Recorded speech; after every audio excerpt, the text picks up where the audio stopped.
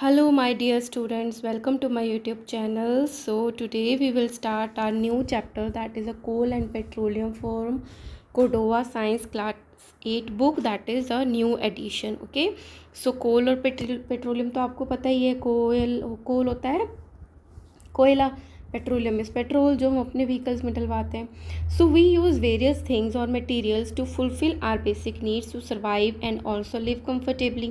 तो हम बहुत सारी चीज़ों को यूज़ करते हैं अपनी लाइफ को कम्फर्टेबली स्पेंड करने के लिए. सो दीज मटेरियल्स आर, अब इनमें से कौन कौन से ज़रूरी होते हैं हमारे सर्वाइवल के लिए? Food, clothes, furnitures, fuels, water and vehicle. Fuel होता है जिसको जलाने पे एनर्जी मिलती है, दैट इज़ अ फ्यूल. तो ये सारी बेसिक नीड्स हैं. These are either provided us by the nature और provided by the human.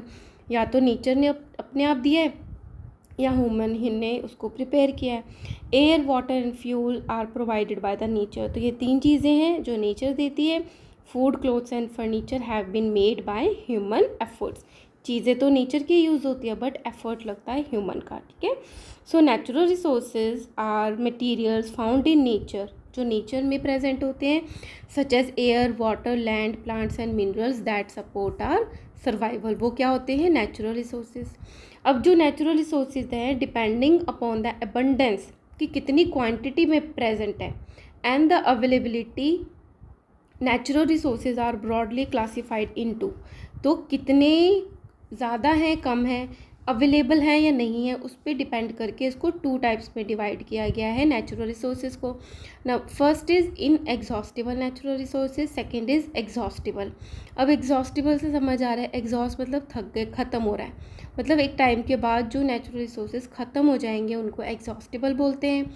In exhaustible जो कभी नहीं ख़त्म होते. So let's study inexhaustible natural resources. The natural resources that we can use again and again without ever running out are called inexhaustible natural resources. जो कभी ख़त्म नहीं होंगे, बार बार यूज़ करने पे भी नहीं ख़त्म होंगे, उसको बोलते हैं inexhaustible resources. These resources are either present in a very large amount, या तो वो बहुत ज़्यादा अमाउंट में प्रेजेंट है इसलिए ख़त्म नहीं होंगे, और गेट renewed very fast, या वो बहुत जल्दी ही अपने आप को रिन्यू कर लेते हैं, मतलब बन जाते हैं. Air, sunlight, water, rainfall and sand are inexhaustible natural resources. तो ये सारे क्या हैं? इनएग्जॉस्टिबल रिसोर्सेज हैं. एग्जॉस्टिबल कैसे होते हैं? The natural resources that will run out if we keep using them continuously are called exhaustible natural resources. मतलब हम उस नेचुरल रिसोर्सेज की बात कर रहे हैं जिसको हम अगर कंटिन्यूसली यूज़ करते रहेंगे तो एक टाइम के बाद वो क्या हो जाएंगे? ख़त्म हो जाएंगे, एग्जॉस्ट हो जाएंगे. सो उनको कहते हैं एग्जॉस्टिबल. अब जो एग्जॉस्टिबल रिसोर्सेज होते हैं ऑफ टू काइंड्स, एग्जॉस्टिबल भी टू टाइप्स के होते हैं. एक तो रिन्यूएबल, मतलब वो ख़त्म होते रहते हैं लेकिन रिन्यू भी होते रहते हैं. दूसरे होते हैं नॉन रिन्यूएबल, मतलब कभी ख़त्म ही नहीं होते. So the resources that replenish themselves by quick recycling and the replacement within a reasonable time period. Reasonable मतलब कि हमें फील नहीं होता कि इस चीज़ की कमी हो रही है, फटाफट अपने आप को रिसाइकिल करके रिप्लेस कर लेते हैं. इफ़ मैनेज्ड प्रॉपरली, अगर उसको प्रॉपरली मैनेज किया जाए, आर कॉल्ड रिन्यूएबल रिसोर्सेज. तो उसको बोलते हैं जो नॉन एग्जॉस्टिबल है तो वो रिन्यूएबल हो गए, जो रिन्यू होते हैं. These resources are therefore not likely to be exhausted, इसलिए वो कभी ख़त्म नहीं होते. However by excessive and unwise use, अगर हम बेकार में ही उसको यूज़ करते रहेंगे, एक्सेसिव यूज़ करते रहेंगे, दे मे ऑल्सो बी एग्जॉस्टेड, क्योंकि वो रिन्यू हो रहे हैं, वो बन रहे हैं, है ना, अनलिमिटेड नहीं है, तो वो भी ख़त्म हो सकते हैं. Examples are soil, forest and wildlife. तो हमें इसकी केयर करनी पड़ती है. The resources that cannot replenish themselves with the speed at which they are consumed are called non renewable resources. अब वो है नॉन रिन्यूएबल रिसोर्सेज जो कि गिवन टाइम पीरियड में अगर हमने कंज्यूम कर लिया तो ज़रूरी नहीं है कि वो रिन्यू हो जाएंगे. So once used they are lost forever. एक बार हम उसको यूज़ कर लेंगे तो वो हमेशा के लिए ख़त्म हो जाएंगे. Examples are coal, petroleum and natural gas. ये आपको पता है कि कोल, पेट्रोल, नेचुरल गैस एक फिक्स अमाउंट में प्रेजेंट है, उनको बनने में मिलियंस ट्रिलियंस ईयर्स लगते हैं. ठीक है. अगर हम उसको अनवाइजली यूज़ करेंगे तो वो एग्जॉस्ट हो जाएंगे. ठीक है. तो ये हो गया एग्जॉस्टेबल. एग्जॉस्टेबल टू टाइप के हो गए, renewable and non renewable. Next is in this chapter we will learn about some exhaustible natural resources. इस चैप्टर में हम एग्जॉस्टिबल के बारे में बात करेंगे जो ख़त्म हो सकते हैं, like coal, petroleum and natural gas. These materials are called fossil fuels. इनको क्या कहते हैं? फॉसिल फ्यूल्स कहते हैं। फॉसिल होता है जो डेड बॉडी से बनते हैं, भले वो प्लांट की है, भले वो कोई माइक्रो ऑर्गेनिज्म की है, भले वो ऑर्गेनिज्म की है। So the material that are burn to produce power और heat energy are known as fuels. तो अभी मैंने बताया था फ्यूल्स क्या होते हैं, जिसको जलाने पे वो एनर्जी देते हैं और हीट को प्रोड्यूस करते हैं, उनको फ्यूल कहते हैं। The remains of the dead plants and animals buried under the earth millions of years. मतलब जो डेड हो जाते हैं एनिमल्स और जो प्लांट्स हैं वो बहुत मिलियंस ऑफ ईयर तक अर्थ के नीचे दबे रहते हैं, और उन्हीं से क्या बनते हैं? फॉसिल्स बनते हैं। उनको क्या कहते हैं जो बहुत मिलियंस ऑफ ईयर्स तक दबे हुए हैं? Fossils. Fuels like coal, petroleum and natural gas are all formed from the dead remains of plants and animals. तो ये जो सारे फ्यूल्स हैं, कोल, पेट्रोलियम, नेचुरल गैस, ये उन्हीं डेड जो ऑर्गेनिजम्स हैं, प्लांट और एनिमल, उन्हीं से बने हैं। Buried under the earth millions of years ago, जो मिलियंस ऑफ ईयर्स एगो पहले अर्थ में बरी हो गए थे, क्योंकि नीचे क्या होता है, बहुत ज़्यादा प्रेशर भी होता है और हीट भी होती है, तो ये कन्वर्ट हो जाते हैं। ठीक है। Now let's start with the coal. कोयला। Coal is a fossil fuel. अभी हमने पढ़ा ये फॉसिल फ्यूल है। It is hard. कोयला आपने ज़रूर देखा होगा, हार्ड होता है, ब्लैक इन कलर होता है। And the coal is found in deep coal mines. और कोल की माइंस होती हैं जिसको डीप कोल माइंस कहते हैं, अंदर होती हैं। Under the surface of the earth in the form of coal beds. Coal के बेड्स बने होते हैं, ठीक है, अर्थ के नीचे। In India coal is mainly found in Bihar, Jharkhand, West Bengal, Odisha, Madhya Pradesh. तो ये सारी जगह पे अवेलेबल है इंडिया में। The big coal mines in our country are at Jharia and Bokaro in Jharkhand. ये माइंस के नाम है हमारी कंट्री में। And the Raniganj in West Bengal. तो ये मेन क्या है, हमारी बिग कोल माइंस है। It is formed by the slow decay and the compression of remain of plant and trees. तो ये समझने वाली बात है कि जो कोयला है वो ट्री और प्लांट के कंप्रेशन से बनता है, उनके डिके से बनता है, जो कि बरी हो गए deep underground in the absence of air, क्योंकि नीचे एयर भी नहीं है और वहाँ पर दब गए हैं, तो उससे कोयला बनता है। The slow process of conversion of dead vegetation remains. Dead vegetation क्या होगा? Remain of the dead plant, क्योंकि कोयले की बात करते हैं तो वो ट्री और प्लांट से ही बनते हैं। Into coal under the high temperature and pressure is called the carbonisation. तो बहुत लंबे टाइम तक जब प्लांट और ट्रीज जो हैं वो बरी रहते हैं अर्थ के अंदर और वो कन्वर्ट हो जाते हैं कोल में अंडर द हाई प्रेशर और टेम्परेचर, तो उस प्रोसेस को कहते हैं कार्बनाइजेशन। ठीक है, क्योंकि कोयला पूरा कार्बन होता है। So coal contain mainly carbon but along with it hydrogen, oxygen and the small amount of nitrogen and sulphur. तो मेनली तो वो बोलते हैं ना किसका बना है, तो मेनली वो कार्बन का बना हुआ है, लेकिन उसके साथ साथ ये भी चीज़ें होती हैं, हाइड्रोजन, ऑक्सीजन भी प्रेजेंट होता है और स्मॉल अमाउंट में नाइट्रोजन और सल्फर भी प्रेजेंट होती है। These resources are present in limited quantity and formation of these resources take millions of year. एक तो वो लिमिटेड क्वान्टिटी में है, अनलिमिटेड नहीं है, और दूसरा उसको बनने में मिलियंस ऑफ ईयर्स लगते हैं। Forest, wild life, minerals, coal, petroleum and natural gases are the exhaustible natural resources. ये हमने पढ़ लिया। ये नेचुरल रिसोर्सेज तो है ही बट एग्जॉस्टिबल है। Now let us learn how coal is formed in nature. अब कोयला बनता कैसा है, बड़ा इंटरेस्टिंग है। The carbon content in coal varies from coal to coal. कैसा कोयला हम बात कर, है ना, तो उस कोयले में जो कार्बन का कंटेंट है वो वेरी करता है कि कितना कार्बन का परसेंटेज होगा।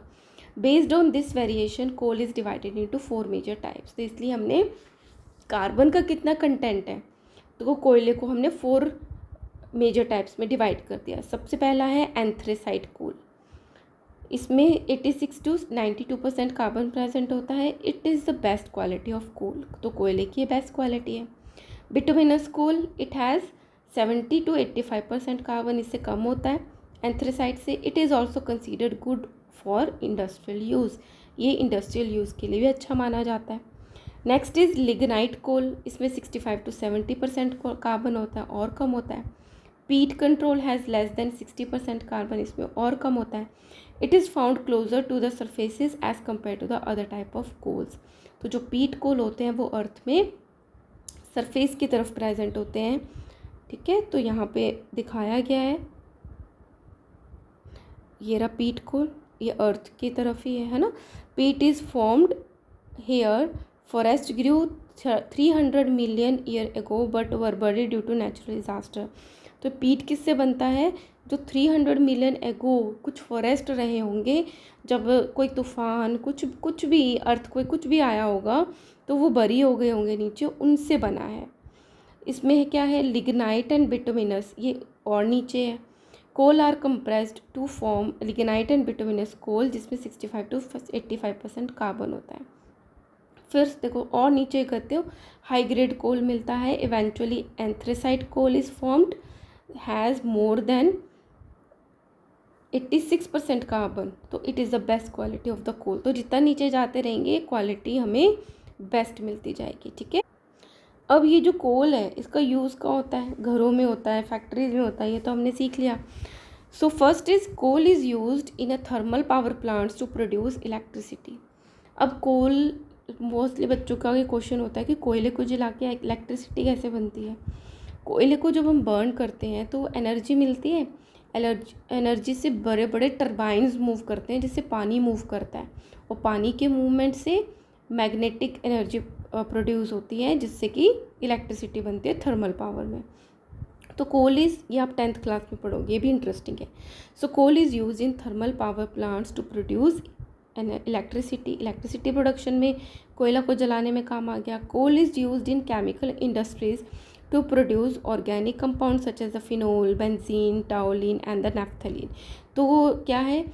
जो कार्बन से बनते हैं कंपाउंड्स, उनको बनाने के लिए कोल का यूज़ किया जाता है इन सब के लिए। In industries coal is use to manufacture coke, coal tar, ammoniacal liquor and the coal gas by the process of destructive distillation. ये अभी हम पढ़ेंगे। डिस्ट्रक्टिव डिस्टिलेशन क्या होता है? मतलब एक कोयले से ही अलग अलग चीज़ों को अलग अलग लेवल पे निकालना, तो जिससे हम कोक भी बना सकते हैं, coal tar, ammoniacal liquor and coal gas, ठीक है। Now destructive distillation of coal, very important in this chapter. So destructive distillation of coal is the process of breaking coal. एक तो हमने स्टार्टिंग में क्या किया? कोल को ब्रेक किया by heating it to a high temperature, बहुत ज़्यादा टेम्परेचर तक हमने उसको गर्म किया in the absence of air, और वहाँ पे एयर नहीं थी, मतलब ऑक्सीजन नहीं थी। एयर का मतलब क्या है? ऑक्सीजन नहीं थी, तो उससे क्या होता है? डिस्ट्रक्टिव डिस्टिलेशन होता है। Let us perform an activity in order to show the process of destructive distillation of the coal. तो हमने क्या किया? डिस्ट्रक्टिव डिस्टिलेशन में take a small amount of powdered coal लिया in a boiling tube and some water in a conical flask. एक conical flask में पानी लिया है और एक बॉइलिंग ट्यूब में हमने पाउडर वाला कोल ले लिया। Setup apparatus as shown in 3.4। Heat the powdered coal with the help of Bunsen burner से हमने इस पाउडर कोल को गर्म किया। When you heat the powdered coal you observe the formation of dark brownish grey vapours बनते हैं, dark brown grey colour के। Some of the carbon present in the vapour is solidified near the mouth of the boiling tube and is known as the gas carbon. तो जो fumes बने हैं उसमें कुछ carbon present थे, तो जो वो ग्लास ट्यूब के माउथ पे आके चिपक जाते हैं, सॉलिडिफाइड हो जाते हैं। पहले तो वेपर थे, फिर सॉलिडिफाइड हो गए, तो वो क्या थे? गैस कार्बन थे। This vapour escape into the conical flask. ये जो वेपर थे कुछ तो क्या हो गए? सॉलिडिफाइड हो गए। कुछ वेपर ने एस्केप करके कॉनिकल फ्लास्क में चले गए जिसमें वाटर था, through the delivery tube and condense to form a 2 distinct layer, जिससे उसमें क्या बन गई? 2 लेयर्स बन गई, ठीक है। ये तो सबसे ऊपर तो पानी है, एक ये लेयर बन गई और एक उसके नीचे लेयर बन गई। तो इसमें क्या हुआ? 2 लेयर्स बनी। This vapour escape into conical flask through the delivery tube and condenses to form the 2 distinct layer. Top layer जो है that is the clear liquid called the ammoniacal liquor and the lower layer contains thick black liquid called the coal tar. तो ऊपर तो ammoniacal liquor की layer बन गई, नीचे कोल तार जो कि डार्क कलर का था। A colourless gas called the coal gas which is a mixture of hydrogen, carbon monoxide, methane and ethylene is bubbled out from the flask. और बबल बन के कौन सी गैस निकली, कोल गैस निकली, ठीक है, जो इन सब का कॉम्बिनेशन है। तो ये क्या है, डिस्ट्रक्टिव डिस्टिलेशन को एक्सप्लेन किया गया है। तो यहाँ पे क्या लिया, बॉइलिंग ट्यूब लिया, पाउडर्ड कोल लिया, उसको बंसन बर्नर से गर्म किया। तो क्या हुआ, जब उसमें से वेपर्स बनी तो यहाँ पे वो कुछ सॉलिडिफाइड हो गई, जिससे कि कोल बन गया यहाँ पे। और फिर जब यहाँ से कुछ वेपर अंदर आई तो यहाँ पे पानी इकट्ठा था फ्लास्क में, तो क्या हुआ, वो कंडेंस होके नीचे तो कोल तार बन गया और ऊपर की तरफ एमोनिकल लिकर बन गया, ठीक है। जो सॉलिडिफाइड हुआ था that is the gas carbon, ठीक है। Now black residue called the coke is left behind in the boiling tube. अब बॉइलिंग ट्यूब में जो बच गया उसको बोलते हैं कोक, ठीक है। The destructive distillation of the coal produces coke, gas carbon, coal tar, ammoniacal liquor and coal gas. तो ये सब बनाता है। डिस्ट्रक्टिव डिस्टिलेशन में हमने क्या किया कि हमने कोयला लिया पाउडर्ड और उसको हीट किया हाई टेम्परेचर पे in the absence of air. तो उस जो कोल लिया था हमने, वो इतनी सारी चीज़ें हमने उससे ऑब्टेन कर ली। So this is called as a destructive distillation. तो फर्स्ट चीज़ हम पढ़ते हैं कोक, जो कि बॉइलिंग ट्यूब में बच गई थी। The coke is a tough porous and the greyish black stone. ये टफ होता है, ग्रे ब्लैक कलर का स्टोन होता है, obtained by the destructive distillation of the कोल, जो कोल के डिस्ट्रक्टिव डिस्टिलेशन से बनता है। The coke is almost pure form of carbon. और ये जो कोक है ये कार्बन का एक प्योर फॉर्म है। It contains 98% carbon.